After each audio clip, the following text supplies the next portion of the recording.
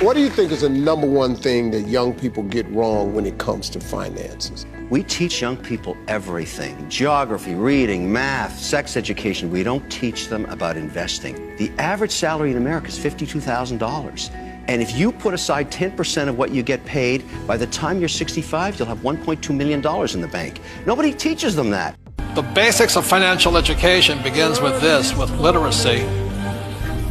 It begins with an income statement and a balance sheet. This here is income, expense, asset, liability. Where people get mixed up is they call their house an asset. And he says that's the problem. They call their car an asset. They think this line here, salary, is the most important.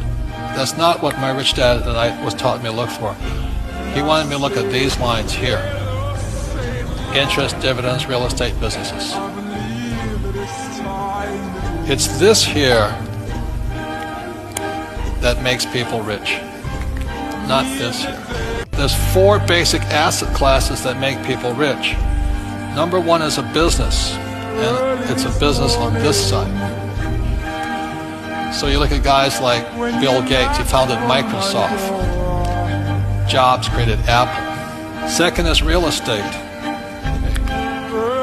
My wife in 1989 started out with 1 rental unit. Now she has 1,400. Third asset class is paper. Stocks, bonds, mutual funds, unit trusts, stuff like that. And the third asset class are commodities. But I also hold physical gold, physical silver. And Mike Woolley will come up and explain why that's probably the best investment today is right here, because the dollar is crashing. There's 3 different types of income. There's earned income, portfolio income, and passive income. When you say to somebody, go to school and get a safe, secure job, that's earned income. When you say to somebody, you know, buy this house because the price may go up or the stock may go up, that's portfolio income. It's also called capital gains. And passive income is income that just comes to you on a regular basis here. Now the difference here, this is the most highly taxed of all incomes. In the U.S., it's at least 50% for most people. Portfolio today is about 20%, and passive, if you're smart and you know what you're doing, you can get it down to 0% legally.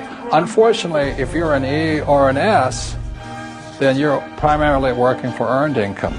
If you put your money into savings or a 401k retirement, that too is earned income. So for most people who are following traditional advice, they're working for the most expensive of all incomes. It's earned income. And that makes a very big difference since taxes are your greatest expense.